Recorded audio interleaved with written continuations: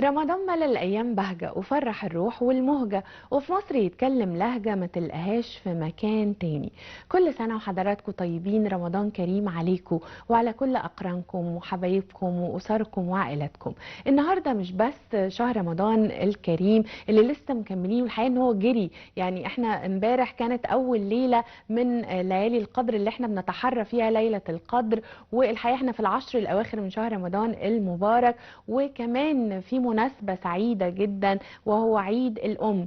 احنا بنحتفي ونحتفل بعيد الأم اللي ضحت وادت من وقتها ومن سعادتها ومن صحتها لأبنائها، اللي أنشأت أجيال كتيرة جدا، اللي كانت مرفأ الأمان وكانت مصدر الحنان والنبع اللي دايما بيفيض بكل الاحتواء والشغف والمعرفة. الأم مدرسة، الأم صديقة، الأم محبة، الأم سند للزوج وسند لعائلتها. كل سنة وكل أم بصحة وبخير.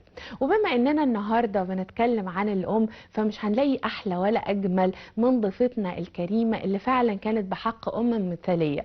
والحقيقة كمان أن هي مش بس خرجت ابنة رائعة، بقت دلوقتي مذيعة لها مقام في إذاعة مونت كارلو بباريس. هي كمان لها مشوار طويل جدا مع معايشة الشخصية المصرية، دراستها والتوغل في أعماقها. والحقيقة هي إعلامية من طراز فريد، نقدر نقول ان هي بتمتلك نواصي المعرفة في الكثير من الامور. تعالوا بينا مشاهدينا النهاردة نتبحر اكتر وندخل في قلبها وعقلها ونتعرف على ماذا تحمل ضيفتي الكريمة الاستاذة الدكتورة عزة عزت، الاعلامية الكبيرة والخبيرة في الشخصية المصرية الباحثة في هذا المضمار. كل سنة وحضرتك طيبة ورمضان كريم، وكل سنة وحضرتك طيبة يا ماما، ويا رب يسعد اوقاتك دايما. الله يخليكي، وشكرا على المقدمة الفياضة دي. ده عن استحقاق والله. الله يخليك.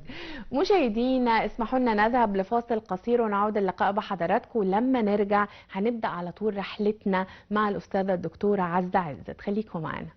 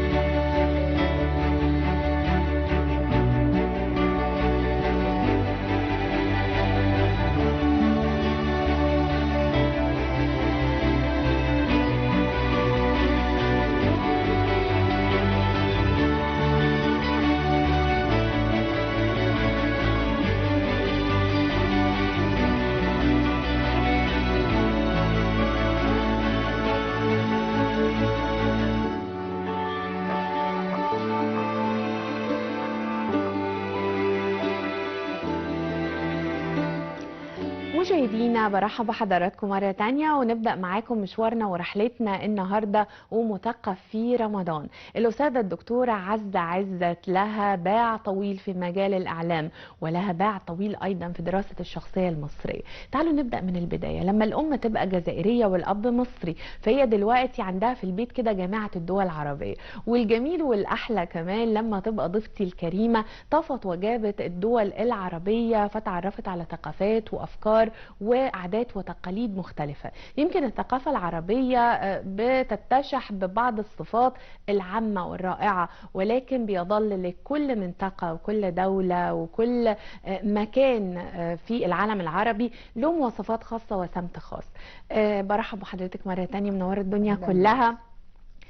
طبعا حضرتك اتولدتي في حي الحسينية بالمنصورة، ومكثتي فيه لغاية لما بقى عمر حضرتك 4 سنوات بس بالظبط، وبعدين انتقلتي والأسرة إلى حي مصر الجديدة اللي نشأتي وترعرعتي وعشتي سنوات صباكي وطفولتك فيها.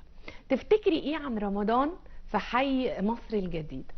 في البدايات في الخمسينيات كنا تقريبا احنا واصحاب البيت بس اللي مسلمين جوه البنايه. أيوة. كانوا كله خواجات، كان اجانب. أيوة. كمان حي مصر الجديده ما فيهوش الطقوس المعتاده اللي انتوا بتشوفوها دلوقتي، تعليق الزينات والفوانيس والكلام ده. كانت زمان بالعكس، ممكن تشوفي بابا نويل وتشوفي راس السنه يعني والاحتفال بيها اكتر من رمضان. أيوة. لكن طبعا بعد كده الامور كلها اتطورت، وبقت معظم الاحياء الشعبيه يعني هي نقلت للاحياء الارقى سلوكياتها وتعليق الزينه والورق والفوانيس والحاجات دي.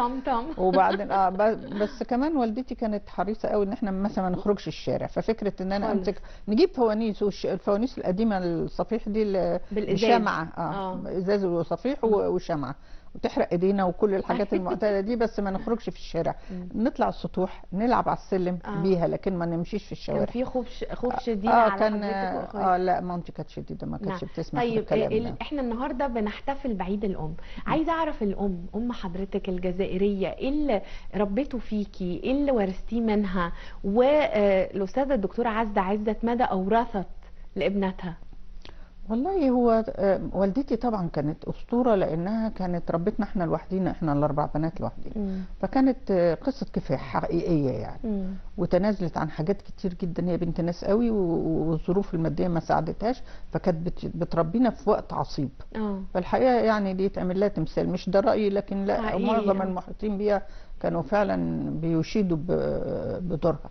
واثرت فيا طبعا لان هي كانت شديده قوي، فمشيتنا ستريكت، مش انا بس، كل انا واخواتي. هي عايزه تربيكوا تربيه معينه ومحدش يقول ان هي دي تربيه ست. لانه كان فعلا السائد ساعتها انه ما فيش ست يعني تربي كويس، فكانت بالعكس كانت ده في ذهننا دايما، انه حتى لو اي حد بيعمل سلوكيات مش مظبوطه مش هيقولوا عليه حاجه، لكن احنا هيقولوا دي اصلهم تربيه ست. صحيح. فكنا حريصين جدا، وكنت فعلا اول ما اقدم على اي شيء ممكن يؤخذ عليا افكر في امي، انه لا ممكن ده يسيء اليها. وفي المقابل بقى دكتوره عزة عزت لما بقت تتعامل ازاي؟ والله حاولت، بس ما اقولش ان انا نجحت زي والدتي، لانه والدتي ربت فينا حاجات خلتنا نقدر دورها.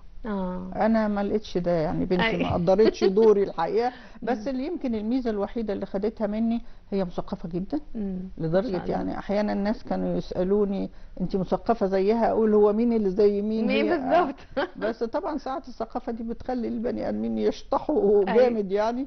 لكن الحمد لله انا سعيده بيها انها هي بعيده عني، فطبعا ده مألمني، لكن سعيد انها ناجحه في حياتها ومذيعه مرموقه في اذاعه دوليه، فحاجه برضو ظريفه يعني. ربنا يخليها لك ويخليكي ليها ويحفظك، وحضرتك امنا كلنا معنويا وماديا، واحنا انا طلابي الحقيقه دلوقتي هم اللي بيعوضوني فعلا عن غيابها. ايه شكل التعويض بقى اللي بتشوفيه من طلاب حضرتك؟ تلامذتي حتى اللي سبتهم من سنين، حتى اللي درست لهم سنه او سنتين، لحد دلوقتي يتصلوا بيا من كل انحاء الارض كمان. يعني اللي راح الامارات واللي راح كلهم، اللي يجي اجازه يحرص على انه يزورني. يعني انا في حاجه حصلت لي مره يعني خلتني قد ما ساعدتني قد ما اثرت فيا جدا. طالب من طلابي يوم فرح وعزمني، فانا ما رحتش، فلقيته جاي وجايب العروسه وجايب الزفه بالثمان 9 عربيات، وقفوا تحت بيتي وخلى العروسه طلعت لي، عشان مش ممكن يعني يتجوز من غير ما اشوف. ده قمه الامتنان يعني. هو فيعني ده ما اثر فيا جدا جدا، ولحد دلوقتي كل ما افتكر الحكايه دي الاقيها، طب ما انا يعني مش لازم يكون ابني بس هو ده من اعز طلابي. صحيح.